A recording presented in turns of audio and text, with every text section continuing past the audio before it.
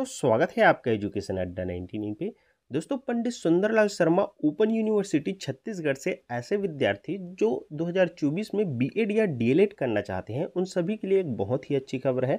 यहाँ पर डीएलएड की काउंसलिंग प्रक्रिया शुरू की जा रही है। ठीक है, इसका पूरा शेड्यूल यहाँ पर जारी कर दिया गया है। ठीक है, इसमें एडमिशन की तिथि भी जारी कर दी गई है। इसमें आपका आवंटन लिस्ट कब आएगा, सारा चीज़ का जानकारी यहाँ पर जारी कर दिया गया है। पूरा शेड्यूल जारी कर दिया गया। ठीक है, साथ ही साथ आपको कौन कौन से दस्तावेज लगेंगे एडमिशन के टाइम ये भी यहाँ पर बता दिया गया है। इसी के साथ आपको अनुभव प्रमाण पत्र ले जाना है, ये भी बताया गया है। 2 प्रारूप आपको लगेगा। ठीक है, दोनों प्रारूप हम आपको प्रोवाइड करेंगे जिसमें आपको प्रधान पाठक से या फिर प्रधानाचार्य से आपको सिग्नेचर करवाना है और उसे ले जाना है। ठीक है, तो सारी जानकारी आपको A to Z दी जाएगी एडमिशन प्रक्रिया के संबंध में। ठीक है, तो वीडियो को पूरा देखिएगा, जरा सा भी स्किप न कीजिएगा, आपको सारी जानकारी हम देंगे। हो सकता है वीडियो थोड़ा लंबा हो, लेकिन अगर आपको एडमिशन चाहिए तो सारी जानकारी आपको सटीक मिलनी चाहिए और सही मिलनी चाहिए। ठीक है, तो वीडियो को पूरा देखिएगा। चलिए इस वीडियो में आपको सारी जानकारी देते हैं। दोस्तों सुंदरलाल शर्मा ओपन यूनिवर्सिटी की आप ऑफिशियल साइट पर आते हैं तो यहाँ पर आप स्क्रॉल करेंगे तो आपको यहाँ पर नोटिस बोर्ड पे देखने के लिए मिल जाता है द्विवर्षीय डीएलएड पाठ्यक्रम 2024-25 प्रवेश के निर्देश यहाँ पर जारी किए गए। ठीक है, इसे यहाँ से हम डाउनलोड कर लेते हैं और चलिए डिटेल में आपको सारी जानकारी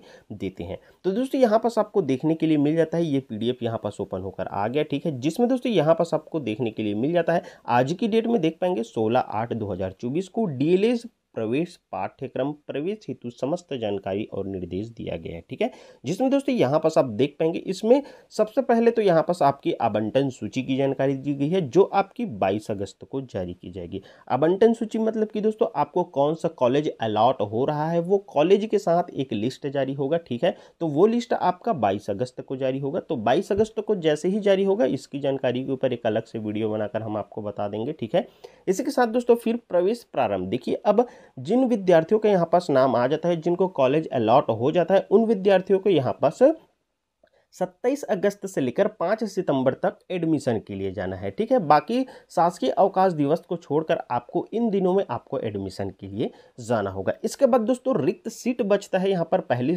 आवंटन सूची जारी होने के बाद फिर यहाँ पर द्वितीय सूची भी जारी की जाएगी। ठीक है, वो आपकी 11 सितंबर को जारी की जाएगी। ठीक है, फिर द्वितीय सूची में प्रवेश लेने के लिए यहाँ पास आपको जाना होगा 16 सितंबर से लेकर यहाँ पर 24 सितंबर तक। ठीक है, इसके बाद दोस्तों ये भी प्रवेश प्रक्रिया पूर्ण हो जाती है। फिर देखिए द्वितीय सीट काउंसलिंग के पश्चात जो रिक्त सीट अभी भी बचता है तो ऐसी स्थिति में तृतीय काउंसलिंग विश्वविद्यालय मुख्यालय पर होगी।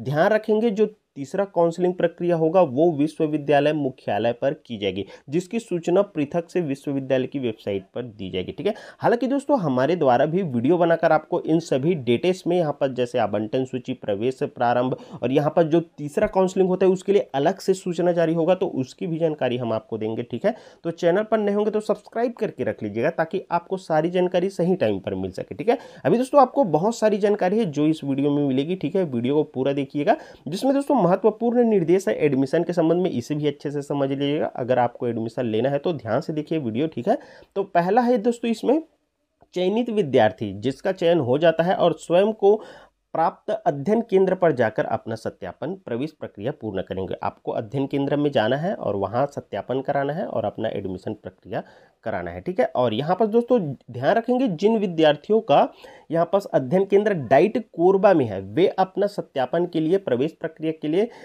कमला नेहरू महाविद्यालय कोरबा में जाकर कराएंगे। ठीक है, इस चीज का ध्यान रखेंगे, ये कोरबा डाइट कोरबा वाले विद्यार्थियों के लिए। ठीक है, उसके बाद दोस्तों काउंसलिंग की प्रक्रिया में शामिल होने हेतु अभ्यर्थियों को समस्त वांछित प्रमाण पत्र एवं दस्तावेज की मूल छाया प्रति लाना अनिवार्य होगा। तो कौन कौन से दस्तावेज है जिसकी मूल छाया प्रति आपको ले जानी है ये भी जानकारी आपको इसी वीडियो में देंगे। ठीक है, तो वीडियो पूरा देखिएगा। इसके बाद देखिए यहाँ पर काउंसलिंग के द्वारा प्रवेश की प्रक्रिया की तथा वांछित दस्तावेज की जानकारी ध्यानपूर्वक आपको लानी है। ठीक है, इस चीज का आप ध्यान रखेंगे। चलिए आपको सारी जानकारी और भी देते हैं। वही दोस्तों यहाँ पास आप आएंगे तो जो शेड्यूल जारी किया गया उसमें डीएलएड के प्रवेश के संबंध में यहाँ पर सामान्य जानकारी दी गई है। देखिए आपको A to Z बताते हैं जिसमें पहला बताया गया दोस्तों यहाँ पर प्रवेश हेतु प्रक्रिया। तो देखिए चयनित विद्यार्थी स्वयं को प्राप्त जो अध्ययन केंद्र है उस पर जाकर दस्तावेज का सत्यापन करेंगे। तत्पश्चात यहाँ पर शुल्क का चालान बनाएंगे और दस्तावेज सत्यापन के पूर्व चालान बनवाकर न लावें। तो देखिए इस चीज़ का ध्यान रखेंगे, जब तक आपका दस्तावेज का सत्यापन नहीं हो जाता है तब तक आपको चालान नहीं बनवाना है शुल्क भुगतान वाला, ठीक है। जब आपका दस्तावेज सत्यापन हो जाता है उसके बाद ही आपको चालान बनवाना है, इस चीज़ का आपको ध्यान रखेंगे। तो कितना का चालान बनवाना है, कितना आपको फीस जमा करना होगा, ये भी जानकारी आपको इस वीडियो में आगे देते हैं, ठीक है। तो अब दोस्तों यहाँ पर सब देखेंगे सेकंड पॉइंट में पात्रता बताई गई है। तो ये सभी पात्रता आप रखते हैं तभी आपको एडमिशन दिया जाएगा। तो देखिए क्या क्या पात्रता है, आइए आपको बताते हैं। तो दोस्तों इसमें यहाँ पर देख पाएंगे एनसीटीई के मानक के अनुसार निम्नलिखित पात्रता होगी, जिसमें ऐसे अभ्यर्थी जिन्होंने उच्चतर माध्यमिक या समकक्ष परीक्षा में कम से कम 50% अंक प्राप्त किए हो, मतलब कि आपका 12th में या समकक्ष परीक्षा में कम से कम 50% अंक प्राप्त होना चाहिए, जिसमें अनुसूचित जनजाति या फिर अनुसूचित जाति या फिर अन्य पिछड़ा वर्ग या फिर विकलांग की स्थिति में कम से कम 45% रहेगा, और यहाँ पर महिलाओं के लिए भी 45% अनिवार्य रहेगा, ठीक है।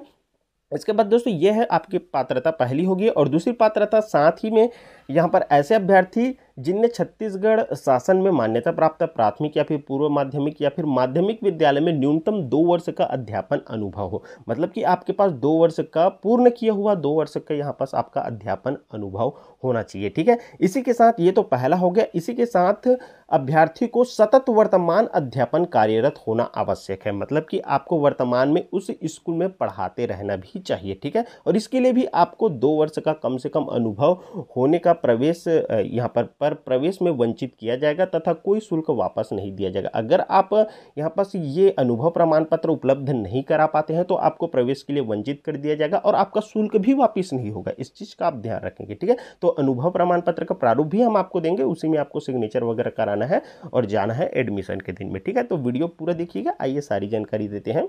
इसके बाद अब देखिए यहाँ पास यह भी कि इस कार्यक्रम में आवेदन के समय एक कार्यक्रम में प्रवेश पश्चात यहाँ पर अध्ययनरत रहते समय अभ्यर्थी छत्तीसगढ़ शासन से मान्यता प्राप्त प्राथमिक या फिर पूर्व या माध्यमिक विद्यालय में पूर्णकालिक शिक्षक के रूप में कार्यरत होना चाहिए, मतलब कि आपको वर्तमान में भी यहाँ पर सब पढ़ाते रहना चाहिए, तभी आप इसके लिए योग्य पात्र रहेंगे, ठीक है। इसी के साथ दोस्तों यहाँ पर देखेंगे अनुसूचित जनजाति या फिर अनुसूचित जाति, अन्य पिछड़ा वर्ग या विकलांग तथा अन्य ऐसे वर्ग के लिए अंकों में छूट के संबंध में सीट आरक्षण के संबंध में जो शासन के द्वारा जो नियमानुसार है वो लागू रहेंगे, ठीक है। इसके बाद यहाँ पर कार्यक्रम प्रवेश का भी देख सकते हैं, जिसमें यहाँ पर डीएलएड के लिए तो 2400 सीटें हैं, ये आप सभी को पता ही होगा, सुंदरलाल शर्मा ओपन यूनिवर्सिटी में ठीक है। और प्रवेश नियम के आधार पर इस कार्यक्रम में प्रवेश हेतु यहाँ पर विश्वविद्यालय या नियमानुसार रैंकिंग के अनुसार यहाँ पर घोषित भी कर दी गई है, ठीक है। अभ्यर्थियों की सूची, वो सूची भी आप देख सकते हैं, उसके ऊपर भी हमने वीडियो तो बना ही दिए हैं।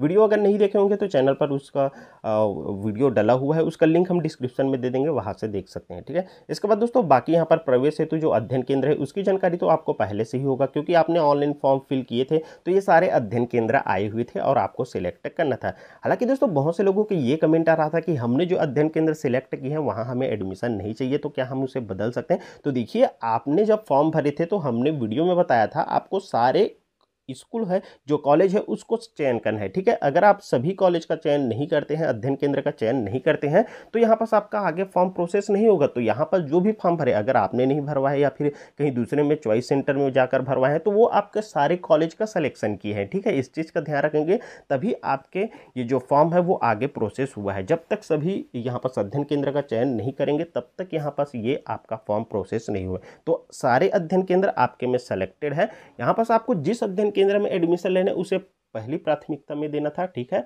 और बाकी को यहाँ पास आप अन्य भी जैसे भी प्रकार से सेलेक्ट किए हुए रहेंगे, ठीक है। तो इस चीज़ का ध्यान रखेंगे, सारे अध्ययन केंद्र आपसे सेलेक्टेड हुए हैं, ठीक है। इसके बाद जो महत्वपूर्ण सूचना है वो भी देख सकते हैं, अध्ययन केंद्र के आवंटन और परिवर्तन का सर्वाधिकार विश्वविद्यालय के पास सुरक्षित रहेगा, ठीक है। और कार्यक्रम का शुल्क कैसे रहेगा, तो डीएलएड का देखिए यहाँ पास प्रथम वर्ष में आपको 10,000 प्लस 300 10,300 लगेगा और द्वितीय वर्ष के लिए भी यहाँ पर 10,300 लगेगा, ठीक है। तो प्रथम वर्ष में एडमिशन के समय अभी आपको 10,300 का शुल्क भुगतान करना होगा। उसके बाद प्रथम वर्ष आपका पास हो जाता है, कंप्लीट हो जाता है, फिर द्वितीय वर्ष में फिर से 10,300 लगेगा। ठीक है, तो प्रथम द्वितीय वर्ष का सारी जानकारी तो हम अपने चैनल पर देते ही रहते हैं, तो नए होंगे तो चैनल को सब्सक्राइब कर लीजिएगा, आपको आगे भी इन्फॉर्मेटिव वीडियोस मिलेंगी लगातार। ठीक है, इसके बाद देखिए उपरोक्त वार्षिक जो शुल्क है प्रथम वर्ष में प्रवेश के समय एवं द्वितीय वर्ष में प्रवेश के समय ही दिया होगा, तो प्रवेश के समय ही आपको देना होगा, अलग से आपको कोई शुल्क नहीं मांगा जाता है, इस चीज़ का आप ध्यान रखेंगे। ठीक है, और शुल्क में अगर बदलाव होता है तो ऐसी स्थिति में विश्वविद्यालय के द्वारा अधिसूचना जारी किया जाएगा और आप सभी को इसकी जानकारी दी जाएगी। ठीक है, और कार्यक्रम की अवधि आप सभी को पता है कि 2 वर्ष की यहाँ पर डीएलएड की कार्यक्रम की अवधि है और अधिकतम इसके लिए 4 वर्ष होगी। ठीक है, अर्थात प्रत्येक छात्र को प्रवेश प्राप्त होने के 4 वर्ष के अंदर ही यहाँ पर पाठ्यक्रम को पूर्ण करना होगा। ठीक है, तो देखिए कई विद्यार्थी ऐसे होते हैं जो एटीकेटी या फिर हो जाते हैं, तो ऐसी स्थिति में यहाँ पर आपको ज़्यादा समय लग सकता है, तो इसीलिए यहाँ पर 4 वर्ष में यहाँ पर कंप्लीट करनी होगी और इसमें पुनः पंजीयन, अगर आप 4 वर्ष में कंप्लीट नहीं कर पाते तो आपको पुनः पंजीयन करना होगा, तभी आप इसमें पात्र होंगे। इसके साथ आरक्षण नियम देखिए, यहाँ पर इस चीज़ का ध्यान रखेंगे कि आपकी डीएलएड 2 वर्ष का ही है, 4 वर्ष का नहीं है। ठीक है, ये पूर्ण करने की अवधि ही 4 वर्ष की है। ठीक है, इसके बाद अब देखिए यहाँ पर आरक्षण, तो डीएलएड प्रवेश हेतु आरक्षण छत्तीसगढ़ शासन के जो उच्च शिक्षा विभाग द्वारा प्रसारित है वही नियम इसमें भी लागू होंगे। ठीक है, और डीएलएड प्रवेश के संबंध में जो महत्वपूर्ण निर्देश है वो यहाँ पर आप देख सकते हैं। हालांकि दोस्तों इन सभी की जानकारी हमने पहले की वीडियो में भी दे रखी है, जैसे प्रवेश हेतु आवेदक अपनी पात्रता संबंधी जांच स्वयं कर अर्हता का निर्धारण करे और मात्र ऑनलाइन आवेदन करने से ही प्रवेश की पात्रता निर्धारित नहीं होगी। मतलब कि आपने ऑनलाइन आवेदन कर लिए हैं तो आप इसमें पात्र हैं, ऐसा बिल्कुल भी ना समझिए। आप जब एडमिशन का लिस्ट आएगा उसमें आप अपने कॉलेज में जाएंगे तो वहाँ पर सत्यापन होगा, आपका अनुभव प्रमाण पत्र देखा जाएगा, सारा चीज़ का यहाँ पर चेकिंग होगा। ठीक है, तब आपका सभी चीज़ यहाँ पर सत्यापित हो जाता है, फिर आप उसमें पात्र होंगे एडमिशन के लिए। मात्र फॉर्म डालने से ही आप इसमें पात्र नहीं रहेंगे। ठीक है, इसके बाद दोस्तों यहाँ पर आप आगे आते हैं तो इसी पीडीएफ में देखने के लिए मिल जाता है यहाँ पर डीएलएड प्रथम वर्ष में प्रवेश हेतु आपको कौन कौन से दस्तावेज चाहिए वो भी यहाँ पर बता दिया गया है। ठीक है, तो यहाँ पर ध्यान रखेंगे प्रमाण पत्रों की मूल एवं छाया प्रति दोनों आपको रखनी है। ठीक है, जिसमें ऑनलाइन रजिस्ट्रेशन फॉर्म की पावती आपको लगना है, जो आपने फॉर्म भरे थे डीएलएड के लिए वो आपको रखना ही होगा। ठीक है, इसके बाद सीट आवंटन का पृष्ठ, तो जिस देखिए यहाँ पर सीट आवंटन का जो लिस्ट जारी होगा उसमें आपका नाम रहेगा, उसी पृष्ठ को आपको प्रिंट कराना है और उसे भी ले जाना है। ठीक है, और फिर 10वीं का मार्कशीट आपका लगने वाला है, आपका 12वीं का भी मार्कशीट लगने वाला है, आपका प्रवचन मतलब कि आपका माइग्रेशन प्रमाण पत्र भी लगने वाला है। ठीक है, इसी के साथ दोस्तों आपका जाति प्रमाण पत्र भी लगेगा, निवास प्रमाण पत्र भी लगेगा, और अगर आप दिव्यांग या सैनिक या फिर स्वतंत्रता संग्राम सेनानी प्रमाण पत्र आपके पास है और इससे आते हैं तभी आपको लगने वाला है। ठीक है, इसी के साथ आपका आधार कार्ड भी लगेगा, अनुभव प्रमाण पत्र भी लगेगा, शपथ पत्र भी लगेगा और 2 फोटो भी लगेगा। अनुभव प्रमाण पत्र का प्रारूप आइए हम आपको देते हैं और दिखाते भी हैं, और शपथ पत्र का भी प्रारूप हम आपको दिखाते हैं। ठीक है, तो ये सभी डॉक्यूमेंट आपको लगेंगे, इस चीज़ का ध्यान रखेंगे। आप चाहेंगे तो इसे स्क्रीनशॉट भी ले सकते हैं। ठीक है, और इन सब का आप तैयारी करके रख लीजिएगा। तो ये टोटल 12 डॉक्यूमेंट्स है, इन सब का आपको ज़रूरत पड़ने वाला है। ठीक है, तो ये सभी रेडी करके रखिएगा, जल्द ही आपका लिस्ट भी आने वाला है 22 तारीख को। ठीक है, तो उसकी भी जानकारी हम आपको देंगे। अब देखिए यहाँ पर ध्यान देंगे, बहुत ही महत्वपूर्ण है प्रारूप 3 या जो न्यूनतम 2 वर्ष का कार्य अनुभव करने का अनुभव प्रमाण पत्र। तो 2 वर्ष का अनुभव प्रमाण पत्र का ये प्रारूप है, इसी प्रारूप को आपको फिल करना होगा। क्या क्या फिल करना है ये सारा चीज़ देख सकते हैं, ध्यान रखेंगे। इन सभी को यहाँ पर आपके जो स्कूल के जो प्रधानाचार्य है वो फिल करेंगे और वही यहाँ पर आपको जो अपना हस्ताक्षर है वो करके देंगे सील के साथ में। ठीक है, तो ये आपका पहला प्रारूप हो गया, और इसी के साथ एक और प्रारूप है यहाँ पर अनुभव के लिए ही। ठीक है, तो ये है आपके वर्तमान में कार्यरत होने का अनुभव। पहला तो आपका हो गया 2 वर्ष का अनुभव, उसके बाद आप वर्तमान में कार्यरत है कि नहीं, आप उस स्कूल में पढ़ा रहे हैं कि नहीं, इसका भी एक अनुभव प्रमाण पत्र लगता है। ठीक है, तो ये हो गया दूसरा प्रमाण पत्र। ठीक है, इसे भी आपके प्रधानाचार्य फिल करके देंगे और यहाँ पर अपना सील डालेंगे और यहाँ पर अपना सिग्नेचर करेंगे। ठीक है, साथ ही साथ यहाँ पर बता दिया गया नोट में कि उपरोक्त प्रमाण पत्र में किसी भी प्रकार से काट छांट या ओवर राइटिंग नहीं करना है। सफेदा लगाने होने की दशा में यहाँ पर प्राचार्य के उस जगह पर काउंटर साइन या सील होना अनिवार्य रहेगा। तो इस प्रकार से जो निर्देश दिए गए हैं इसका भी आपको पालन करना है। ठीक है, कोई काट छांट नहीं करनी है और साफ सुथरे आपके होने चाहिए। ठीक है, और आपके जो 2 वर्ष का अनुभव प्रमाण पत्र है वो आपके 31 जुलाई 2023 तक में पूर्ण होना चाहिए और निरंतर कार्यरत भी होना चाहिए। इस चीज़ का भी आप ध्यान रखेंगे। अगर यहाँ पर इससे कम है तो आप इसमें अपात्र हो जाएंगे, तो इस चीज का भी आप ध्यान रखते हुए अपना अनुभव प्रमाण पत्र में सील साइन सिग्नेचर भी करवा लेंगे। ठीक है, इसके बाद देखिए कई विद्यार्थी ऐसे होते हैं जो यहाँ पर आपसी सहमति में अपना अध्ययन केंद्र भी परिवर्तन करना चाहते हैं। तो ऐसी स्थिति में भी यहाँ पास उसकी जानकारी दे दी गई है कि अगर आप यहाँ पास अध्ययन केंद्र में परिवर्तन कराना चाहते हैं तो इसमें आप दोनों की आपसी सहमति होगी, और आपसी सहमति होगी तो यहाँ पर जो काउंसलिंग प्रक्रिया है वो खत्म होता है, उसके 1 सप्ताह के अंदर में आपको आवेदन करना होगा, ठीक है, और उसकी कार्यवाही भी की जाएगी। तो ये आवेदन है, जैसे आपको कोई 2 विद्यार्थी है और आप लोगों को अध्ययन केंद्र में, आप उसकी जगह जाना चाहते हैं, आप दूसरे अध्ययन केंद्र में जाना चाहते हैं, तो इस प्रकार से ये प्रारूप आप फिल करेंगे। प्रथम क्रमांक में एक विवरण और आवेदक क्रमांक दूसरा विवरण, तो दोनों आवेदक यहाँ पर अपना आवेदन कर सकते हैं और अपना जो अध्ययन केंद्र है उसमें परिवर्तन करा सकते हैं, ठीक है। ये प्रारूप भी हम आपको प्रोवाइड कर देंगे अपने टेलीग्राम ग्रुप में। इसी के साथ आप देखिए यहाँ पास बीएड एवं डीएलएड पाठ्यक्रम हेतु यहाँ पर सब शपथ पत्र का प्रारूप है, ठीक है, जिसमें यहाँ पर 10 रुपए की स्टाम्प में नोटरी कराकर आपको शपथ पत्र देना होगा, ठीक है। तो इसे फिल करके आपको देना होगा। तो ये पूरा पीडीएफ दोस्तों हम आपको अपने टेलीग्राम ग्रुप पे डाल देते हैं, वहां से आप प्राप्त कर सकते हैं। ये टोटल 14 पेज का पीडीएफ है, ठीक है। और इस वीडियो में दोस्तों दी गई जानकारी आपको अच्छी लगी हो, और इसी प्रकार से दोस्तों आने वाली लेटेस्ट अपडेट की जानकारी लगातार पाने के लिए चैनल को जरूर सब्सक्राइब करके रख लीजिएगा। चलिए दोस्तों, आप फिर से मिलेंगे आपके साथ एक नए वीडियो लेकर, तब तक के लिए दोस्तों धन्यवाद। जय हिंद।